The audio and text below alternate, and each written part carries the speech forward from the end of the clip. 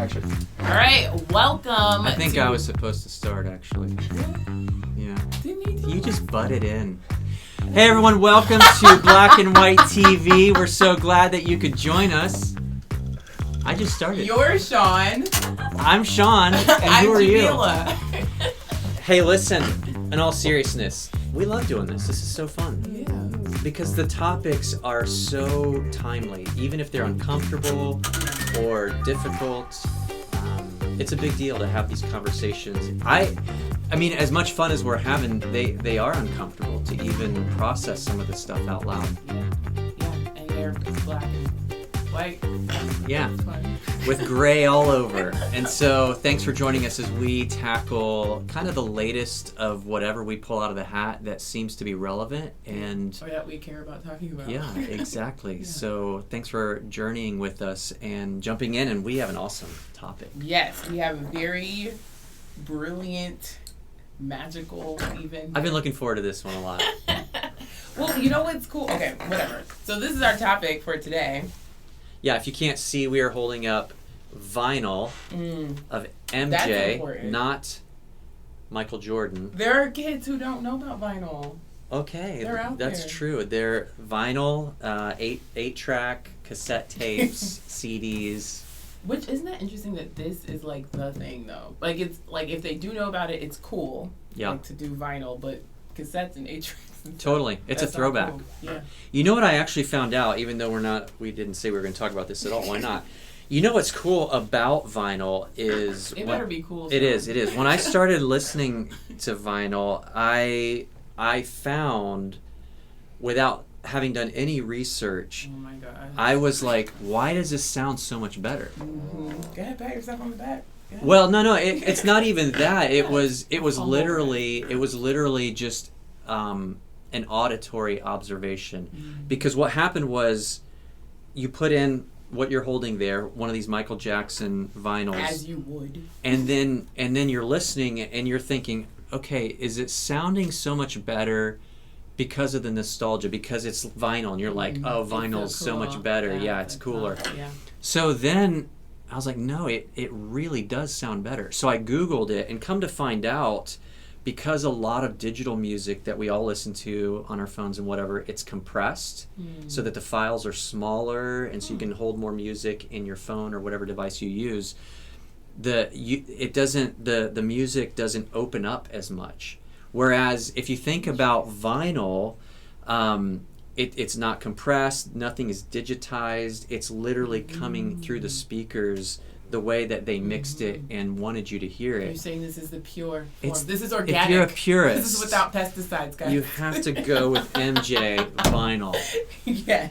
So you're holding Bad, I've got Thriller. Yes. Is that your favorite album? I think so. Yeah? Dare I say? Because literally every single song on here is like, So good. it hits. What about Well, you? I don't know. I mean, And my favorite song is on here. So. yeah. My favorite album is my iTunes Michael Jackson Essentials, That's not because how it's this got works, all the though. good stuff That's not right how this there. works. But if I were to go for an album, it's hard to beat what you're holding, except that this particular one, coming from my mid-'80s upbringing, I feel like you're about to tell a story. I mean, beat it. Beat it. I know. And that is how I win my Michael Jackson competition. Yes. Oh my gosh. So you've told me you've won a couple dance-offs? Michael Jackson. Can we call them a dance-off? competitions, yeah. How did it go? Like, how many people were in the contest? The Two? first one I You did. and a white kid. A white kid that couldn't dance. No, the first one I did, I think there was like 5 other people. I feel like it's like I removed myself from what's happening because it is very anxiety provoking. I like dancing, but I don't necessarily like to dance for people. So Somehow I find this hard to believe. I know. She's a Zumba instructor, but I like to dance for me. So when other people see it and they get really excited about it makes me uncomfortable. Okay, so when you're doing a dance competition, do you get to pick your music? Yes. Do you always pick Michael Jackson? I pick Beat It. Really? No, this was these 2 competitions were specifically Michael Jackson dance competitions. Okay. Yeah. I got you. Yeah. Well, that makes sense. You are an MJ queen. So, favorite Michael Jackson song? Should I sing it? You can No, try. I'm kidding. I'm not gonna sing it because that's hurtful to people. It's "Man in the Mirror." Man in the... Oh, wait. Did you even notice this? I did opened not this notice up that, for those of you... But here, I have this. So when you open up the Thriller vinyl, this also seems like a very 80s thing. You get a spread. Where, like... With him with a baby tiger. Michael Jackson's wearing a white suit. But the baby tiger. The baby tiger. Yeah. It's based on a true story. Maybe it came from his zoo. Yeah, maybe. Right? Maybe it did. And then this one, he's just doing some moves. Maybe he's teaching. It's a little teaching one. Looks very Story Zumba-like. It's very Zumba. He was so ahead of his time. He didn't even know Zumba was coming. I even like that it has all the lyrics. I do too. Like that was back when, before you could Google search. Yeah. Okay, when you were growing up, did you buy cassette tapes? Was that... I did. Okay. I did. Yeah, you're like, how young are you? Yeah. So, remember when you would buy the cassette tape, it wasn't... for me, it wasn't just the cassette tape, pop it in, go. Right. It was the smell. Like, it had a very, like... It's kind of like new car smell. Okay. New cassette tape That's smell. New for me. But then, like, huge excitement when you would... like unravel, they put lyrics, pictures, everything. Huge disappointment when you like open it up and it's like nothing. But yeah, That's it was like art. You just wanted to... Do you know what your first cassette tape was? My first cassette tape was Van Halen 5150. Okay, wow, we got you're preaching to James gives a nod there. What about you? Mine was TLC No Scrubs. TLC No Scrubs. Yes, Interesting. that was my... Lauren, what was yours? First time purchasing one. What, CD? Music? Cassette. Did you have cassettes when you were... Lauren's too young. Yeah, I was like a kid.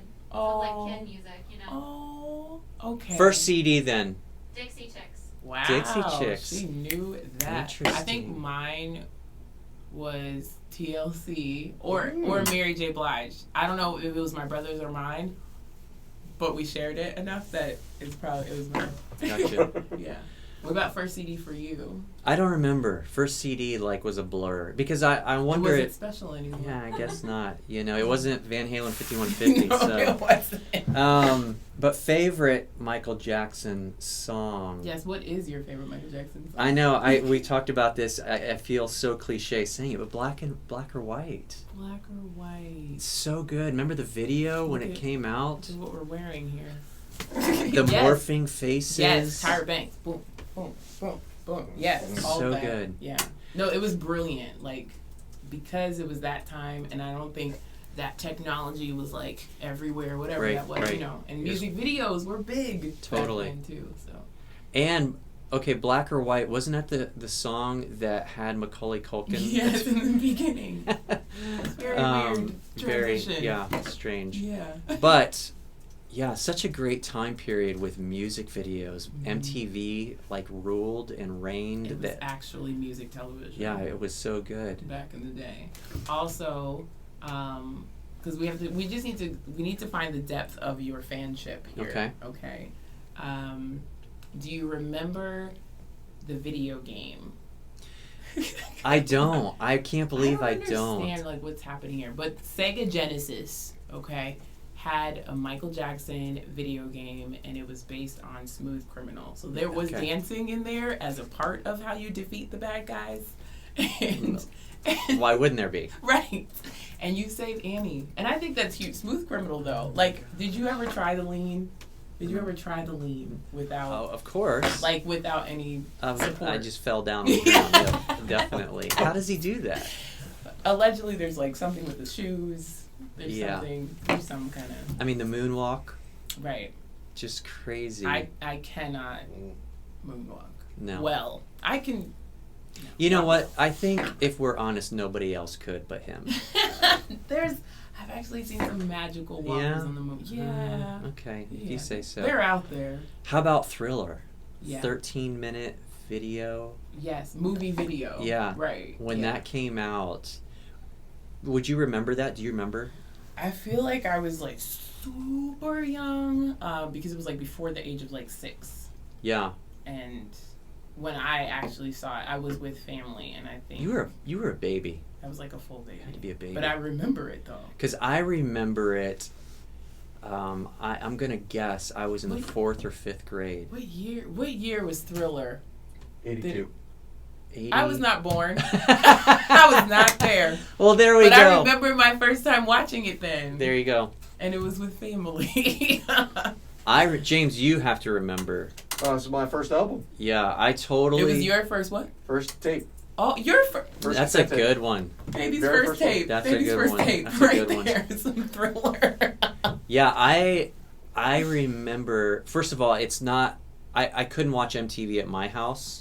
Oh, So- because it was too secular. Yeah, so I had to go to my buddy's house, and rebel. over there secretly, we would Wow. watch MTV. This is how your parents find out. Oh yeah, we watched Van Halen videos. Okay. But like the hair metal bands back then, they weren't as creative. They're just swinging their hair, and I it's think just that was creative. that was their shtick, I guess.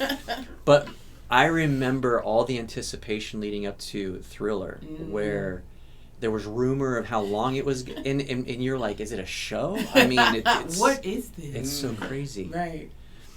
Where were you when you found out Michael Jackson died? You transitioned really hard. I You know. did I not almost set got that up. teary-eyed just asking that You question. didn't even set it up. Whew.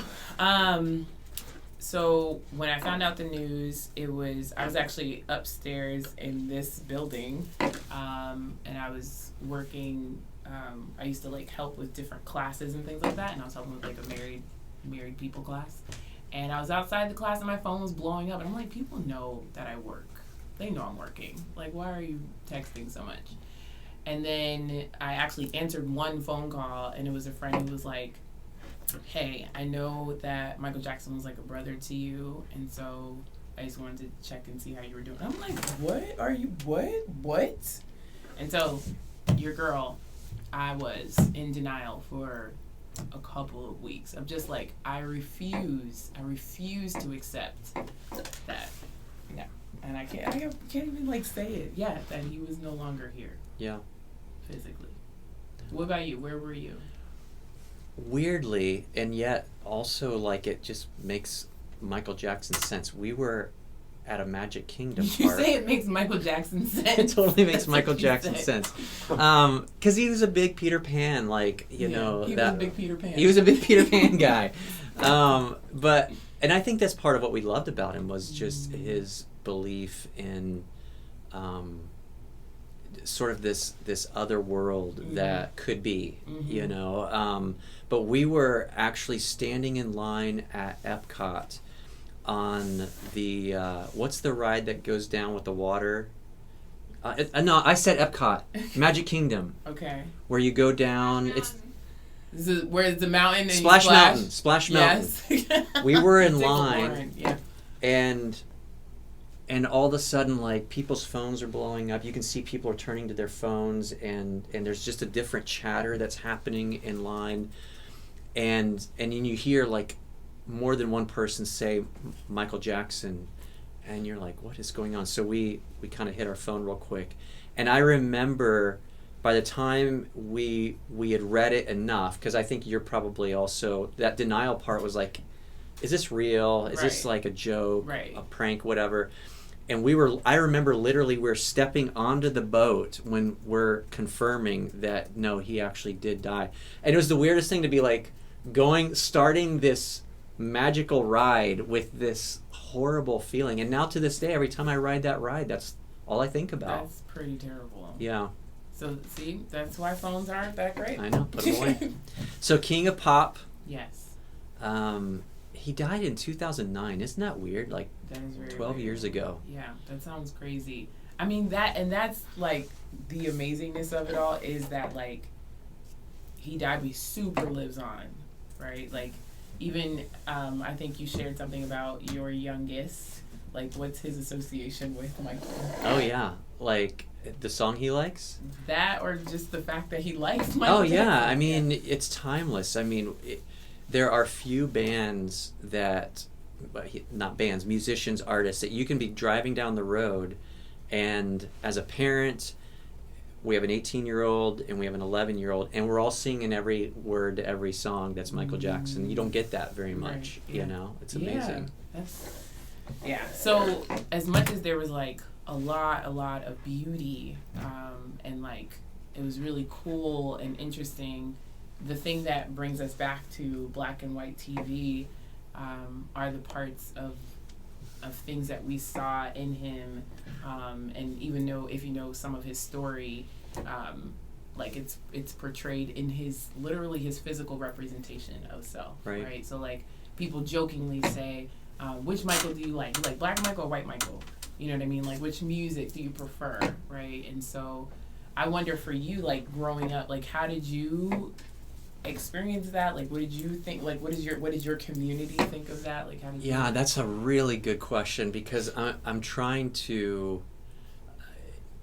My memory's fuzzy, but to the best of my recollection, you know, I don't remember growing up ever bashing Michael Jackson. Like I don't remember, not that it couldn't have happened, it's just I don't recall it where there was like making fun of the plastic surgery or anything. It was more so a sense of, he sort of just represented a person who was in a lot of pain. You know what I mean? Like there was that side of him where you felt like he was dealing with stuff that was causing a lot of inner pain, and you wondered about that and what was leading to the plastic surgeries, or what's the word for the skin? I want you to try it. I know, I'm gonna try it. Is it vitiligo? Yeah, nailed it. Nailed it. So vitiligo, like you weren't sure. It was like, is it a thing? I mean, maybe he legitimately has a thing, but in the back of your mind, you didn't believe it. You really felt like it was attached to this insecurity, this deeper struggle that he was going through. What about you? Like what was that like? Yeah, so where I grew up, like it was made fun of, like TV would make fun of it too, black Michael, white Michael, that kind of stuff. I don't think I deeply cared, to be honest. Like I thought he was cute both ways. I was like, he's cute. It was more of like, he was never like a sex symbol for me. It was more of just like, he is just an amazing performer, and I loved his music. So that really was what I was captivated by. As I think more about like what are the things that present themselves, and the trauma that he experienced that then again played itself out that we saw physically, I think about like just a self-loathing, like that self-hate. Starting with the surgery of the nose and seeing like his siblings did the same thing, and then changing his color, and then seeing even that play out in his children. It made me just think about like there's colorism in black culture of just like, again, like lighter is better, right? Like the more white you are, the better. Like having more European features, so like having a narrow nose, having like these narrow features, all those kind of things are embedded in the culture. And I think I shared this with you previously about like even seeing that, I thought it was just like that's American stuff, but then I saw it in my cousins in England. So again, I told you guys I lived there for like 12 seconds, and one time my cousins were having a conversation, like 3 male cousins, 2 dark chocolate, 1 mocha. Right? Would you say These right? These are technically these are not. These are Jay's ways of expressing the spectrum of hue of my cousin. Okay. So I would say I'm about a mocha. Right? Okay. Mocha? Mocha's in the middle. Well, just look at me. Do I look mocha? You look like a coffee mocha. Yeah, that's what I'm referencing. Okay, there what you go. Mocha are you? I don't know. So one cousin is my mocha color. Yeah. And the other two, who are brothers, are more of a dark chocolate. Okay. And they were just having this conversation. They're like, yeah, I don't date dark-skinned girls because they have attitude. And I was like, I'm sorry, now what now? Like, what do you mean dark-skinned girls have attitude? I was like, light-skinned girls have attitude too. And they were like, yeah, but. And I was like, yeah, but what? And they were like, but they can. And I was like, I'm sorry, I don't. Listen, what? Light-skinned girls are allowed to have attitude, and dark-skinned girls are not allowed to have attitude because they're dark-skinned? And they're like, yeah. And they were like, Jamila, I would only date a girl maybe like one shade darker than you, and that's it. And I was like, I don't understand what's happening.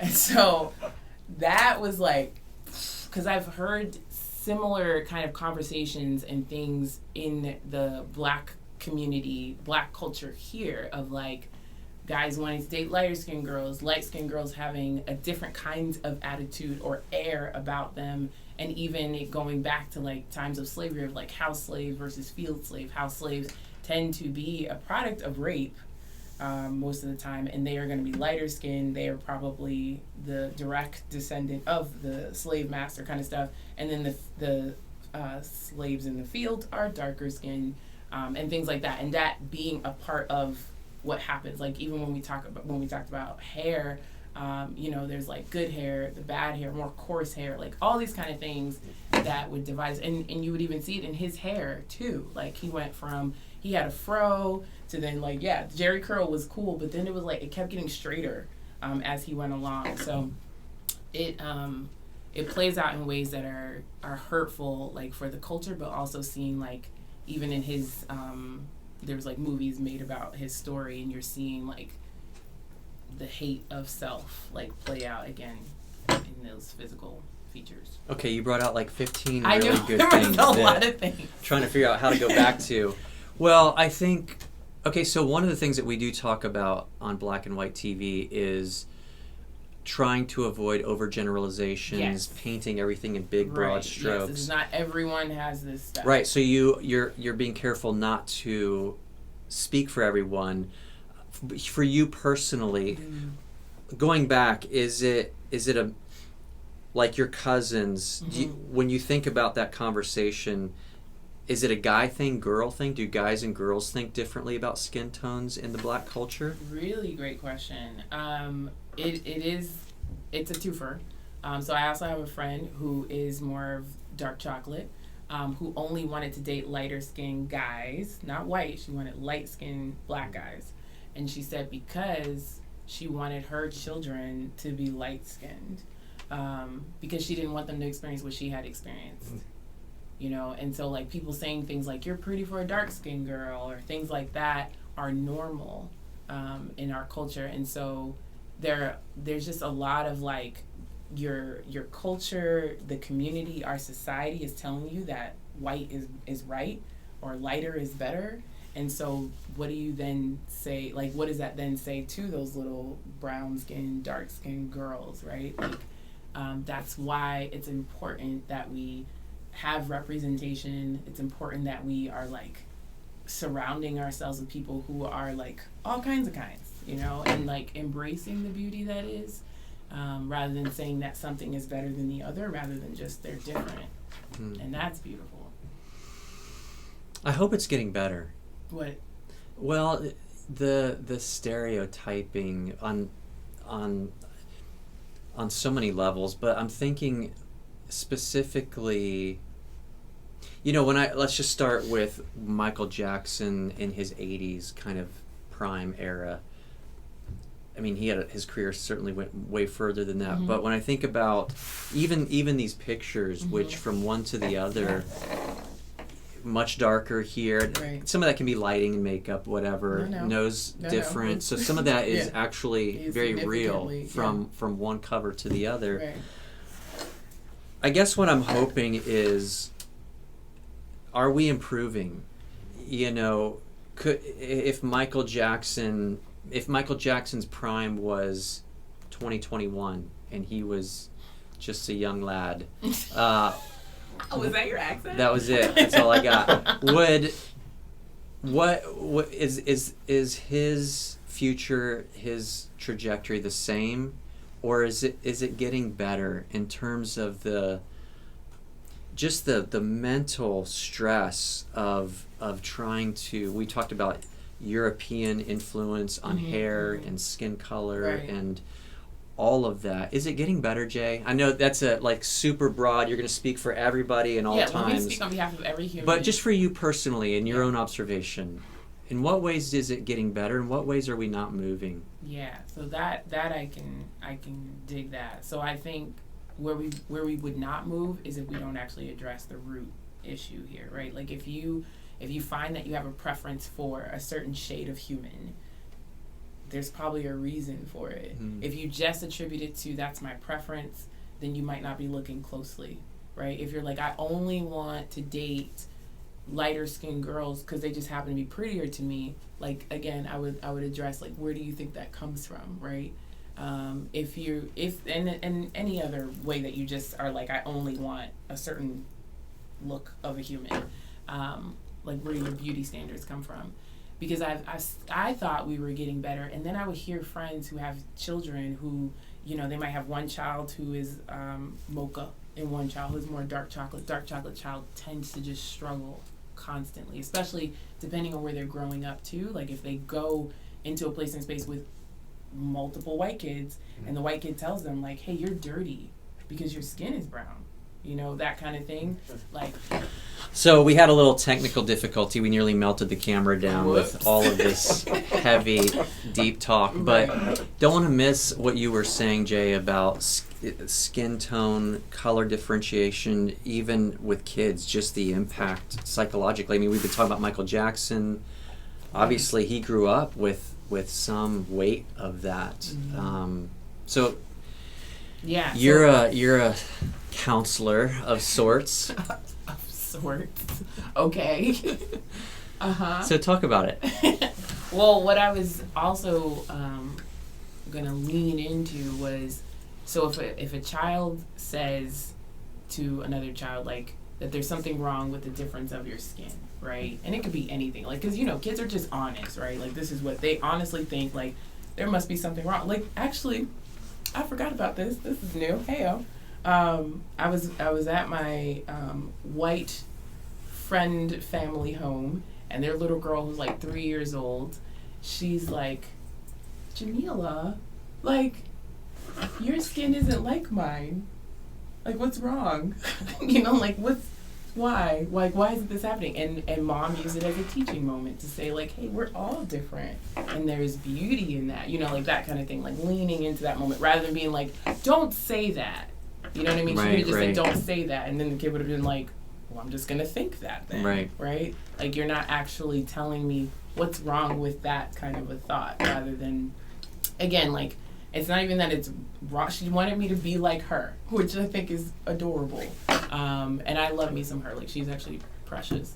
But she just was like, it's different, and I don't understand why it's different, And, like, there's kids who will ask these kind of questions, like, why is my skin different than the majority of my class, and what do you say, right? So it is, it's challenging to lean into those moments, but if you ignore them or just say it doesn't matter, when it actually does, they could end up hurting people. You know what I mean? Like, that's the ignorance that hurts. Yeah. Well, Jay, thanks for being so honest. And I mean, these are not, sometimes from episode to episode, it's a little deeper, or maybe even more personal. And I just really appreciate your vulnerability and willingness to be honest on such hard topics. So thanks for that. Yeah. So that's my encouragement to us, is that we do continue these conversations, that we do, again, lean into the awkward, lean into the discomfort of, or saying like, I don't know, but then I want to find out, and then actually find out, So yeah, let's continue the conversation. Yeah, let's do that. Use pop culture, use news, use whatever's out there as on-ramps, as invitations to talk about things that are a little deeper. Let's go and do that this week.